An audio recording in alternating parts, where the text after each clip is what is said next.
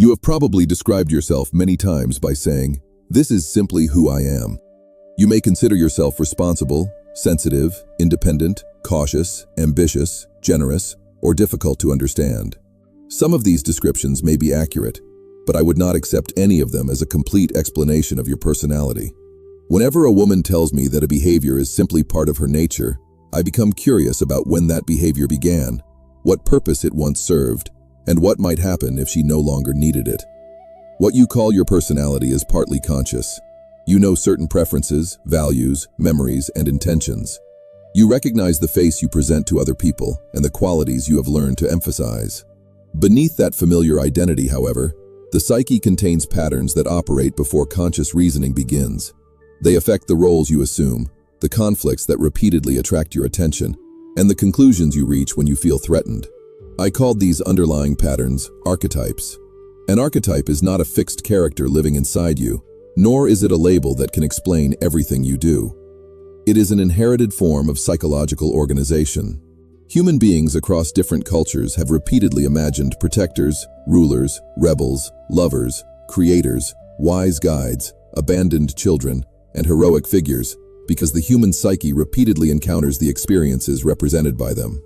Every society must deal with danger, dependence, authority, belonging, separation, creation, love, death, and transformation. The details vary, but the underlying human problems remain recognizable. Archetypes give psychological shape to those experiences. You can think of an archetype as a pattern that influences how a situation is perceived and how you are inclined to respond. When one becomes strongly activated, it gathers emotion, memory, expectation, and behavior around a particular theme. A threat may awaken the warrior. Someone suffering can activate the caregiver. A restrictive environment may call forward the rebel or the seeker. An uncertain future can intensify the innocent's need for trust or the ruler's need for control. None of these patterns is inherently good or bad. Each one contains a mature possibility and an unconscious distortion. The caregiver can express compassion while respecting another person's responsibility. When unconscious, the same pattern may give excessively, interfere where help was not requested, or make being needed the foundation of identity. The ruler can establish order and make difficult decisions. Under the control of fear, authority becomes rigidity, and structure becomes an attempt to eliminate uncertainty. The lover creates intimacy and emotional presence. Without a stable center, attachment can become self-abandonment. This distinction between mature expression and unconscious possession will guide everything that follows. Before we examine the 12 patterns, you must understand the structure in which they operate. Your ego is the center of conscious identity. It contains the experience of being the person who thinks, remembers, plans, and makes decisions. The ego is necessary, but it is not the entire psyche. Around it develops the persona, the social identity through which you adapt to the world. A persona allows you to function as a professional, partner, mother, daughter, friend, or member of a community. It helps other people know what to expect from you. Difficulty begins when adaptation becomes identification, and you believe the role represents your whole nature. Perhaps everyone knows you as the woman who remains calm in a crisis. Over time, calmness becomes an obligation. Fear, anger, and exhaustion no longer fit the identity, so they are hidden even from you. A reputation for generosity can make it difficult to admit that you do not want to give. Being admired for independence may create shame whenever support is needed. The woman known for understanding everyone can lose the ability to say that another person's explanation does not excuse the effect of their behavior. Whatever the persona excludes does not cease to exist. It tends to enter the shadow. Your shadow contains the feelings, traits, desires, and capacities that conflict with the identity you consciously maintain. It includes qualities you consider shameful, but it also holds strengths that were discouraged by your family or culture. A woman praised for obedience may place her authority in the shadow.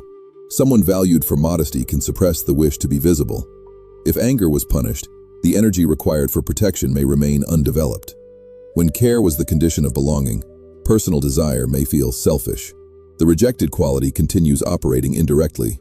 It emerges through resentment, fantasy, attraction, judgment, anxiety, or sudden reactions that seem unlike you. Archetypes interact with both persona and shadow.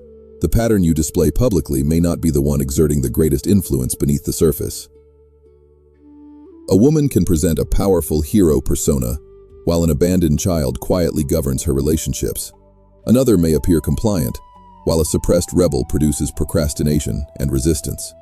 Someone who seems endlessly caring can carry a ruler in the shadow, attempting to control other people through help. This is why the purpose of archetypal work is not to select a flattering label. Its purpose is to notice which psychological story you are living without realizing it. Later psychologists drew from my work and organized 12 recurring patterns into a practical framework. I want to discuss those patterns with you, but I do not want you to decide immediately which one you are. You contain all of them as possibilities. Their influence changes according to your circumstances and stage of development. The correct question is not, which archetype defines me? Ask instead, which pattern is speaking now? What is it trying to accomplish? And is its response appropriate for the life I am living today? We will begin with the innocent. The innocent carries the human capacity for trust, hope, simplicity, and renewal. This part of the psyche allows you to receive goodness without immediately suspecting a hidden motive. It helps you begin again after disappointment and prevents pain from becoming the only explanation you accept for human behavior. Mature innocence is not ignorance. It knows that betrayal, cruelty, and loss exist. Nevertheless, it refuses to let injury define every future relationship. Trouble begins when hope is used to deny evidence. You may continue believing that a person will change because accepting their present behavior would create grief. Repeated promises receive more attention than repeated actions. You call your refusal to decide faith, although waiting has become a way of escaping reality. An unconscious innocent seeks a world without conflict. She assumes that good intentions will eventually correct serious incompatibility and becomes vulnerable to people who use optimism against her. The solution is not cynicism. Destroying trust would merely replace one extreme with another. The practical use of this archetype requires joining openness with verification. Allow people to reveal goodness, but give behavior enough time to establish reliability. Hope for improvement while making decisions based on what exists now. When something feels wrong, investigate instead of protecting an idealized picture. The innocent serves you when she keeps the heart open after discernment has done its work. Next comes the realist, sometimes called the orphan or every woman. This pattern develops around the recognition that life does not always protect us, and that every person experiences limitation, disappointment, and dependence. Through the realist, you discover common humanity. You learn that needing help is not a personal failure, and that belonging can be built through honesty rather than perfection. Its mature expression creates humility. You no longer assume that struggle means something is uniquely wrong with you. Other women have doubted themselves, lost direction, made painful decisions, and rebuilt. Recognizing this reduces shame and allows genuine community. The shadow of the realist expects disappointment before anything has occurred. Past exclusion becomes a permanent forecast. She enters groups already searching for evidence that she does not belong, or she reduces herself to avoid attracting criticism. A woman governed by this pattern may say she is being realistic when she is actually defending against hope. She does not apply for the position because people like her are never selected. She remains silent because no one will understand. The conclusion appears practical, but it protects her from the possibility of rejection by ensuring she never fully participates. Belonging can also become so important that individuality is surrendered. Opinions change according to the room. A personal desire is abandoned when it differs from the expectations of family or friends. Use the realist correctly by allowing shared humanity to support truth rather than conformity. Seek people with whom difficulty can be discussed honestly, but notice whether acceptance requires you to become smaller. Before assuming exclusion, check the evidence. Ask for support directly instead of testing whether others will guess what you need. The realist should remind you that you are human, not convince you that you are powerless. The third pattern is the warrior, commonly called the hero. The warrior appears when a challenge requires effort, discipline, courage, and action. This archetype helps you tolerate temporary discomfort in service of something important. It is present when you protect a boundary, continue through a demanding stage of work, or address a problem that fear has encouraged you to avoid. Many women develop this pattern early because survival demands competence. When the adults around a child are overwhelmed, she may learn to handle more than is appropriate for her age. Praise follows capability, and strength becomes the safest identity. In adulthood, the warrior can achieve a great deal.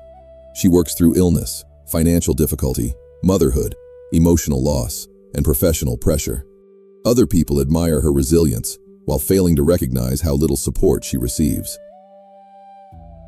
An overdeveloped warrior turns life into continuous combat. Rest produces guilt because usefulness has become proof of worth. She may select difficult goals or complicated relationships because struggle makes her identity feel necessary. The shadow does not always look strong. Defeat can also possess this archetype. Every problem becomes proof that the battle is impossible, so action is postponed while the woman imagines the overwhelming effort that would be required. A mature warrior chooses battles rather than reacting to every challenge as though it were a test of character. Use this pattern by defining the problem clearly. Decide what outcome is actually needed and what cost is reasonable. Ask whether persistence is producing progress or merely proving endurance. Accept appropriate assistance because support does not invalidate courage. Sometimes the courageous act is continuing. In another situation, the warrior serves you by ending a struggle that has consumed years without creating meaningful change. The caregiver follows naturally because protection can be expressed through both strength and care. This archetype recognizes vulnerability and responds with nourishment, patience, and practical support. Healthy caregiving allows another person to recover, learn, and become more capable. It does not require weakness to continue. Many women have been trained to enter this pattern automatically. They detect discomfort before it is spoken, reorganize their plans, and take responsibility for emotional conditions that belong to everyone involved. Care is rewarded, but the cost is often hidden. An unconscious caregiver does not simply help. She uses helping to secure belonging. Being necessary feels safer than being loved freely. She gives without discussing limits, and later experiences resentment because the invisible agreement was not honored. Other people were expected to recognize the sacrifice, remain loyal, or respond with equal devotion. Sometimes, her help prevents development. A partner avoids consequences because she repeatedly repairs the damage. An adult family member remains dependent because responsibility is transferred back to her whenever discomfort appears. Control can hide inside care. The woman says she only wants what is best, but the definition of best leaves little room for the other person's choice. The proper use of this archetype begins with consent and proportion. Before helping, determine whether support was requested and whether the responsibility genuinely belongs to you. Offer what can be given without resentment. Leave enough space for the other person to act. When care repeatedly protects an adult from necessary consequences, step back. Extend the same concern toward your own body, time, health, and emotional limits. Self-care is not a reward received after everyone else is satisfied. It is part of responsible caregiving because exhaustion eventually turns generosity into anger. The seeker, also known as the explorer, enters when the established life has become too narrow. Through this archetype, the psyche moves toward freedom, discovery, and direct experience. It encourages you to question roles that were inherited rather than chosen. Curiosity grows, and the familiar identity begins feeling incomplete. You may notice the seeker during a career transition, after years devoted primarily to family, or when a relationship no longer allows psychological growth. An interest in travel, education, solitude, or a new community can express a legitimate need for expansion. The shadow confuses freedom with escape. Whenever routine develops, enthusiasm disappears. Projects are abandoned once discipline replaces novelty. Emotional intimacy becomes threatening because another person's needs are interpreted as imprisonment. Changing the external environment can provide useful experience, but movement alone does not transform the psyche. The same fears can travel from one city, profession, or relationship into the next. Use the seeker by identifying what you want to discover rather than focusing only on what you want to leave. Test a new direction through research, conversation, or a limited experiment before destroying necessary stability. Notice whether the desire for change remains after immediate emotional pressure has passed. Freedom should increase your capacity to participate consciously in life. When it becomes a method of avoiding commitment, the archetype has moved into shadow. The lover seeks a different kind of participation. Instead of exploration, this pattern wants closeness, beauty, emotional presence, sensuality, and devotion. A healthy lover allows experience to matter personally. She can appreciate another person without reducing the relationship to function. Through her, the body is not merely an object to discipline, and pleasure is not automatically treated as selfish. This archetype also appears in friendship, art, spirituality, nature, and meaningful work. Anything that draws you into intimate contact with life can awaken it. Problems develop when connection becomes the solution to an unstable identity. The other person's attention begins determining mood, worth, and direction. A woman gradually abandons friendships, interests, and boundaries because maintaining attachment feels more urgent than remaining psychologically whole. The shadow lover can also organize life around desirability. She studies herself through the imagined gaze of others and experiences reduced attention as personal disappearance. Using this archetype correctly means creating intimacy without surrendering your center. Pay attention to the condition of your life outside the relationship. Continue caring for work, friendships, health, and the private interests that allow you to remain a distinct person. Ask whether closeness permits more honesty or requires increasing performance. A mature bond can tolerate difference, periods of distance, and needs that do not always match. Passion becomes destructive when it demands the abandonment of judgment. If this conversation is helping you recognize the hidden roles behind your choices, follow the channel. Here, we examine the feminine psyche, relationships, and anxiety through a Jungian perspective. The next pattern is the revolutionary, often called the rebel. The rebel recognizes when a law, expectation, or structure has become false. Without this archetype, individuation would be impossible, because becoming yourself requires some separation from collective definitions. A woman who has always behaved as expected may experience rebellion first as irritation. Requests that once seemed reasonable begin producing internal resistance. She agrees outwardly while delaying, forgetting, or becoming exhausted. The unconscious is already refusing, but the refusal has not yet found language. Mature rebellion names what no longer works and takes responsibility for the consequences of changing it. The shadow opposes everything without creating a viable alternative. A woman may reject authority simply because it is authority, then become dependent upon whichever influence seems most rebellious. She changes the group, but not the need to be directed. Destruction can feel powerful in the moment, especially after years of submission. Yet breaking a structure does not automatically create a meaningful replacement. Use the rebel by becoming specific. Identify the rule, role, or agreement that has become harmful. Decide what value your refusal is protecting. Communicate directly where possible, and prepare for the practical consequences. Rebellion should free energy for a more truthful life. When opposition becomes the entire identity, the archetype is still controlled by what it rejects. The first block has introduced the foundation of archetypal psychology and 7 of the 12 patterns: the innocent, realist, warrior, caregiver, seeker, lover, and revolutionary. The remaining 5 will take us more deeply into creativity, knowledge, transformation, authority, and the ability to bring lightness into a personality that has become too rigid. The creator begins with the experience that something not yet visible wants to be given form. You may recognize this as an idea for a book, a new way of organizing your work, a business, a home, an artistic project, or a different structure for your life. Creation is not limited to art. It occurs whenever imagination is translated into reality through sustained attention. A mature creator accepts the distance between the imagined result and the first attempt. She understands that form develops through revision. The shadow of this archetype often appears as perfectionism. The internal image is so complete that an imperfect beginning feels humiliating. Preparation continues, materials are gathered, and new techniques are studied, but the work remains private. Perfectionism appears devoted to quality, while actually protecting the woman from exposure. An unfinished project cannot be fully judged. Possibility remains intact because reality has not yet tested it. Comparison produces another distortion. Instead of developing her own work, she studies what receives approval and imitates it. The personal voice disappears beneath the attempt to become acceptable. Use the creator by establishing a regular process that does not depend on inspiration. Define a small unit of work and finish it before evaluating the whole project. Separate creating from judging. Those functions are both necessary, but they should not dominate at the same moment.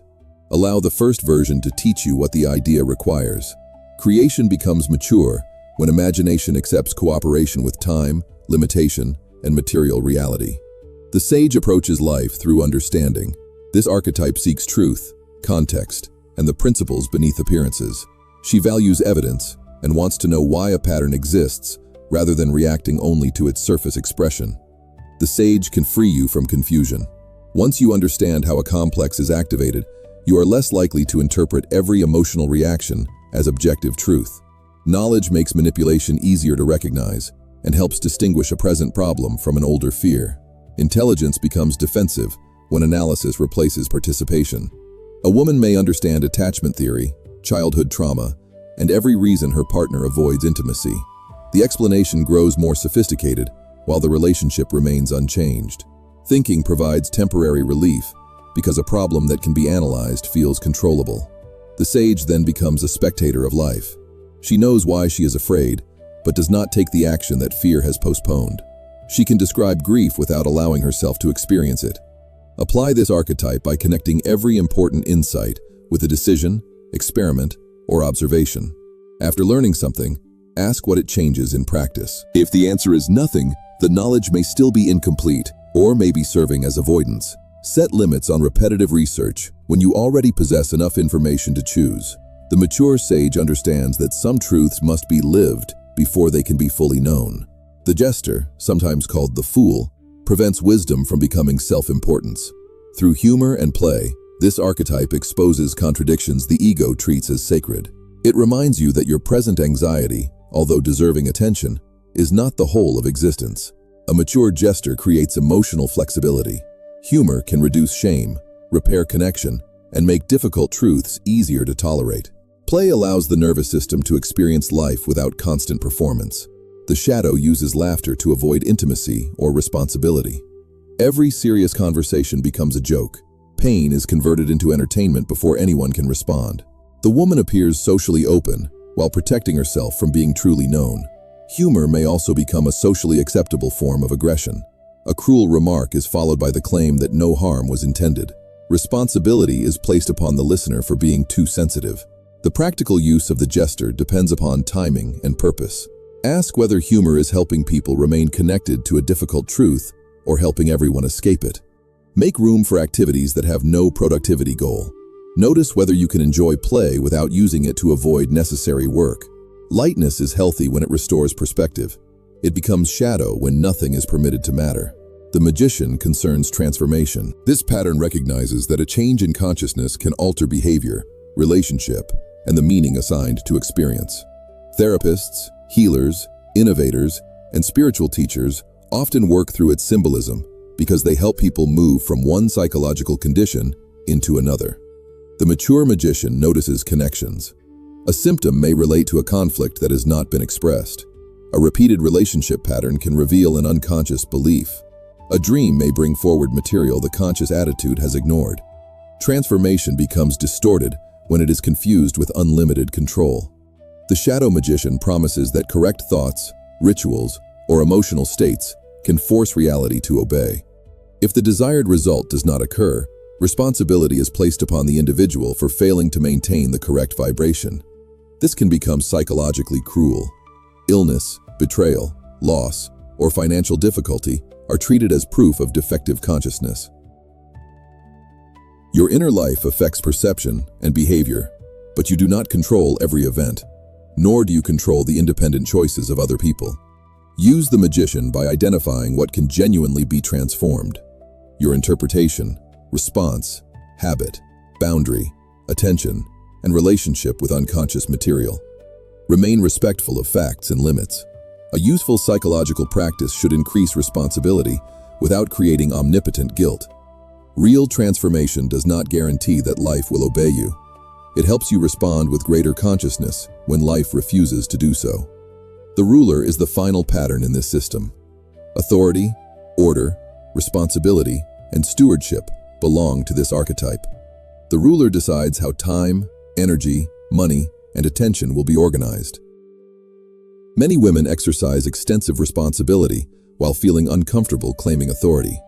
They manage homes, emotional labor, schedules, and crises, yet hesitate to state what they want. Power is used constantly, but remains unconscious. When the ruler is rejected, decisions are often handed to stronger personalities. Resentment follows because the woman feels controlled by choices she avoided making. The shadow form attempts to remove uncertainty through domination. Plans become rigid, difference feels threatening, and other people's independence is treated as disorder. An internal ruler can be equally severe. Mistakes receive punishment, rest is regarded as failure, and standards remain impossible to satisfy. The woman becomes both subject and tyrant within her own mind. Mature authority creates enough structure for life to function without trying to control every result. Use the ruler by deciding what genuinely belongs under your authority. Your schedule, expenditure, participation, boundaries, and commitments require leadership. Another adult's emotions, choices, and development do not belong to you. Establish priorities before reacting to requests. Create structures that support what matters, but review them when circumstances change. Leadership becomes healthy when it serves life, rather than forcing life to serve the structure. We have now examined the 12 patterns commonly used in this Jungian-inspired framework: innocent, realist, warrior, caregiver, seeker, lover, revolutionary, creator, sage, jester, magician, and ruler. Their value does not lie in choosing a favorite. The most important work begins when you observe how they interact. Suppose your warrior, caregiver, and ruler dominate the personality. You can survive pressure, organize complexity, and take care of everyone around you. From the outside, this combination looks admirable. Inside, the lover may receive very little pleasure, the jester has forgotten how to play, and the seeker can imagine freedom only as escape. Anxiety may arise not because you lack strength, but because the same 3 patterns have been carrying every part of life. Another woman may rely heavily upon the innocent and lover. She remains hopeful, values connection, and sees potential in people. Without enough sage or ruler, evidence receives too little attention, and emotional desire makes decisions that require judgment. The goal is not equal expression of every archetype at all times. Different situations require different capacities. A crisis may need the warrior. A creative project requires cooperation between creator and ruler. Intimacy calls for the lover, while the sage and realist help ensure that affection does not erase facts. The caregiver supports a child or ill relative, but the seeker protects parts of life that cannot be organized entirely around service. The jester restores flexibility when the ruler becomes severe. The rebel interrupts a persona that has become restrictive, while the creator begins building an alternative. Psychological maturity appears when you can call upon an appropriate pattern rather than allowing one habitual role to answer every problem. This brings us to anima and animus, concepts that require careful explanation. In my original language, anima referred to the unconscious feminine image in a man, while animus described the unconscious masculine image in a woman. These ideas emerged within the cultural assumptions of my time and should not be treated as rigid rules about gender. Their continuing value lies in the observation that people exclude qualities that conflict with the identity they were encouraged to develop. A woman may be trained to emphasize receptivity, care, sensitivity, and accommodation, while direct judgment, authority, and assertiveness remain less conscious. These qualities can then be projected onto men, or powerful external figures. She becomes fascinated by someone who appears decisive because her own ruler has not been claimed. A rebellious partner carries the freedom her seeker and revolutionary cannot express. An intellectual authority seems to possess the knowledge she has not trusted herself to develop. Projection gives the other person exaggerated power because they appear to hold something essential that is missing within her. Integration does not require rejecting femininity. It means gaining conscious access to action, judgment, structure, and authority without depending upon another person to embody them. The reverse can also occur. Competence becomes the dominant persona, while tenderness, receptivity, dependence, and pleasure enter the shadow. Such a woman may lead effectively, yet experience intimacy as a threat to identity. Wholeness requires dialogue between qualities that the conscious personality has separated. The larger process is individuation. Individuation does not mean becoming more exceptional than other people. It means becoming less divided within yourself. You stop living entirely through roles that secured approval and begin forming a conscious relationship with the neglected parts of the psyche. The ego wants to maintain the identity it already knows. A more responsible life may require the caregiver to step back, but the ego fears becoming selfish. The hero needs rest, yet weakness feels dangerous. The lover needs stronger boundaries, although separation produces anxiety. The self, which I used to describe the larger totality of the psyche, moves toward integration rather than protection of a single identity. This movement often creates discomfort because development contradicts the strategies that once provided safety. A childhood environment can explain why one archetype became dominant. In a chaotic home, the ruler may emerge early because someone has to create order. An emotionally fragile parent can turn the child into a caregiver. The jester learns to reduce tension through humor. Books become refuge for the sage, while the hero receives praise for surviving without complaint. These responses may have been intelligent adaptations. The problem is not that the pattern developed. Difficulty arises when the adult woman continues applying a childhood solution to every present situation. She manages people who never asked to be managed. Rest still feels unsafe because usefulness once protected belonging. Conflict is avoided through humor, even when a direct conversation is necessary. Emotional experience is analyzed because thinking was once the only private refuge available.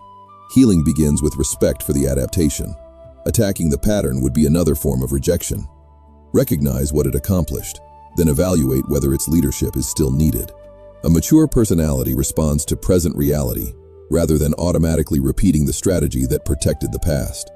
This transition can produce guilt and fear. The caregiver feels cruel when she stops rescuing. The hero experiences rest as failure. The ruler becomes anxious when another person chooses differently. The realist fears exclusion after expressing an unpopular opinion. The lover worries that a boundary will end connection. Such emotions do not necessarily mean the new behavior is wrong. They may be the predictable response to interrupting an old archetypal arrangement. Practical integration occurs through behavior, not through naming alone. Learning that your rebel is suppressed will not change life until you communicate a refusal.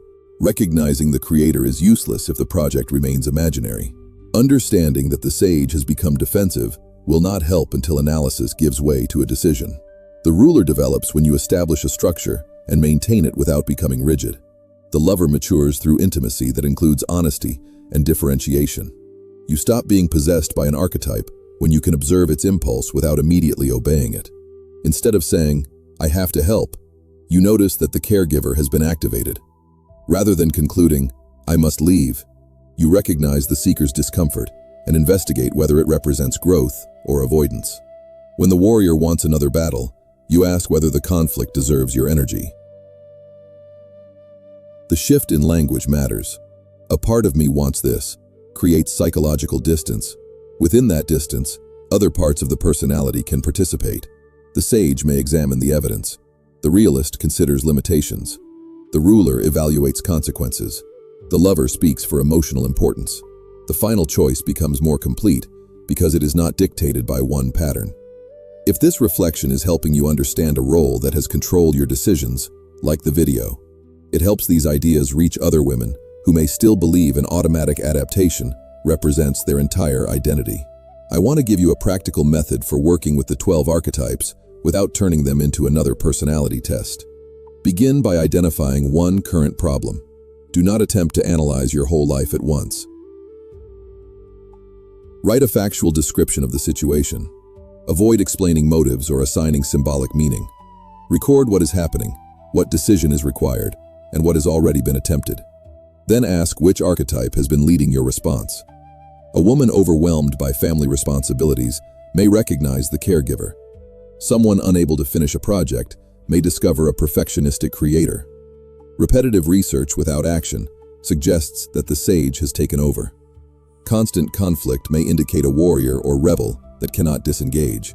Describe what the active archetype is trying to protect. Caregiving may protect belonging. Control can defend against uncertainty. Analysis may protect you from emotional risk. Exploration may prevent the possibility of feeling trapped. The protective intention is important because it explains why simply suppressing the behavior rarely works.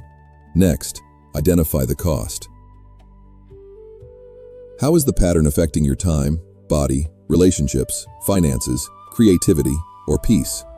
A strategy that once protected you may now demand more than it provides. The fourth step is choosing a balancing archetype. Do not select the opposite merely because it appears attractive. Choose the capacity that the situation actually needs. An exhausted caregiver may need the ruler to establish limits, and the realist to accept that she cannot prevent every disappointment. The creator who never finishes can borrow structure from the ruler and courage from the warrior. A shadow lover caught in an ambiguous relationship benefits from the sage's attention to evidence and the rebel's ability to refuse unsuitable conditions. The controlling ruler may need the lover's empathy and the jester's flexibility. Translate the balancing archetype into one concrete behavior. A limit is more useful than a general intention to become assertive. A scheduled hour of imperfect work gives the creator a real form. A direct question interrupts the sage's endless interpretation.